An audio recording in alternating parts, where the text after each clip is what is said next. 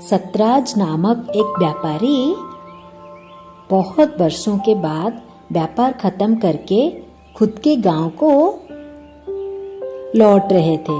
वो रेगिस्तान में आ रहे थे क्योंकि रेगिस्तान खत्म होने के बाद उनका गांव आरंभ होता है। रेगिस्तान में चलते चलते उनको जोरों की प्यास लगी। वो इधर उधर देख रहे थे। एक खजूर का पेड़ उनको मिला। वो तुरंत ऊंट से निकल के वो खजूर के पेड़ के नीचे बैठ गए और उनके पास एक चमड़ी का थैली था, उसमें पानी था। वो खोल के पीने लगे और थोड़ा थकान मिटा रहे थे कि तभी दूर से एक युवक आ रहा था। तब वो देखा उसको जोरों की प्यास लगी है। वो भी एक व्यापारी है। वो भी एक झुंड के साथ आ रहा था, उनके व्यापारी मित्रों के साथ आ रहा था, मगर उनसे थोड़ा मनमानी हुई, इसीलिए वो झुंड से अलग होके अकेला आ रहा था। उसको भी जोरों की प्यास लगी थी और उसका तो पानी वगैरह खाना सब कुछ वही झुंड में रह गया। वो तो गुस्सा होके आ गया। वो भी खोज रहा था कहाँ पर पानी मिलेगा मुझे।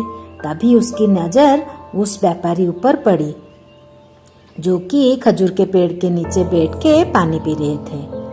तभी वो कैसे करके वहां पर गया और सोचने लगा, अगर मुझे एक बूंद भी पानी मिल जाए, मेरा गला इतना सूखा है, मुझे थोड़ी सी राहत मिलेगी।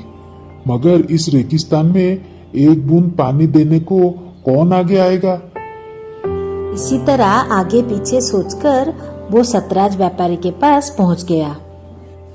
सतराज के मन में इतनी व्याकुलता थी।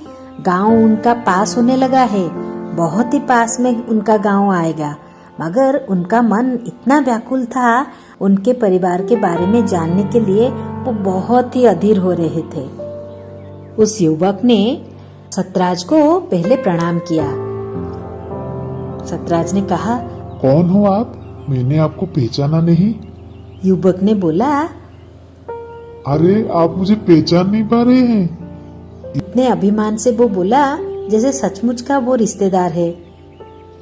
सतराज ने कहा, अरे नहीं नहीं, मैं पहचान नहीं पा रहा हूँ, थोड़ा अपना परिचय दो। मैं छोटा सा था, आप व्यापार के लिए निकले थे।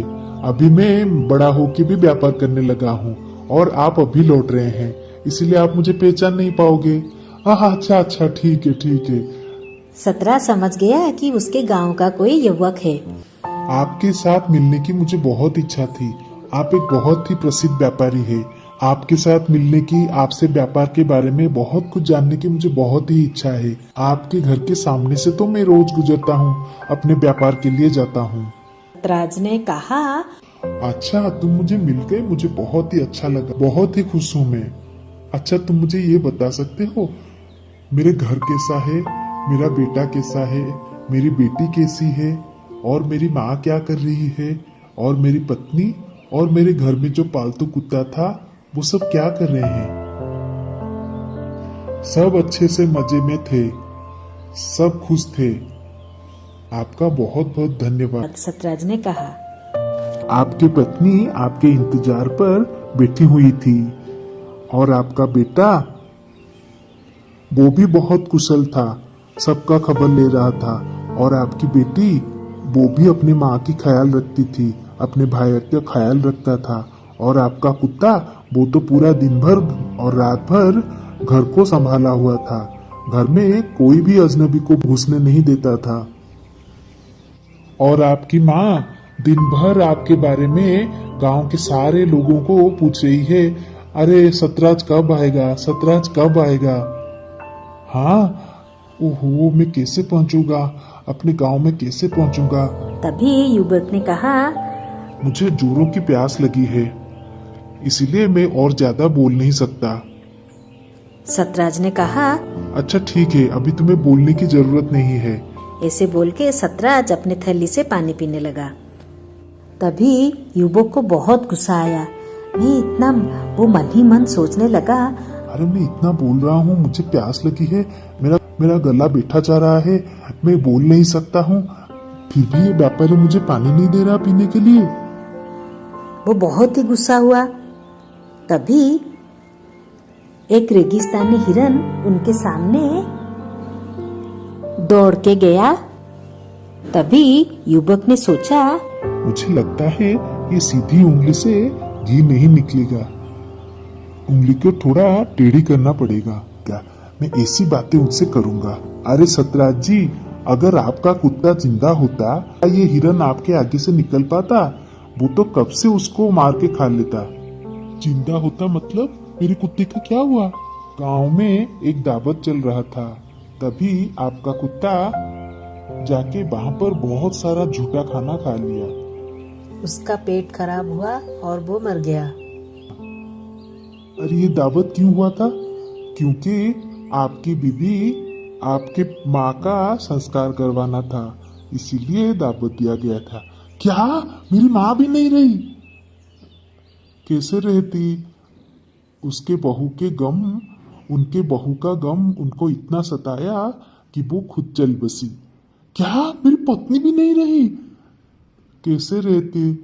उनके बेटी और बेटा दोनों आपके घर के छत गिरने के कारण आपके बेटा और बेटी दोनों की मौत हो गई। उनको देख के आपकी पत्नी बीमार पड़ी और वो भी चल बसी।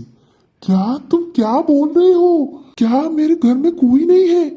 ऐसे बोल के व्यापारी अपना पानी का थैला वही फेंक के एकदम से भाग चला। तभी युवक वो पानी का थैला उठाया, आराम से सारा पानी पी गया और उसका थकान भी मिट गई।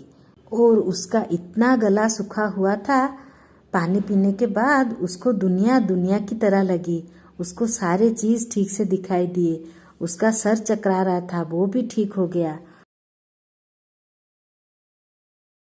इसी तरह के नए नए कहानियाँ देखने के लिए हमारे चैनल को लाइक और सब्सक्राइब करें।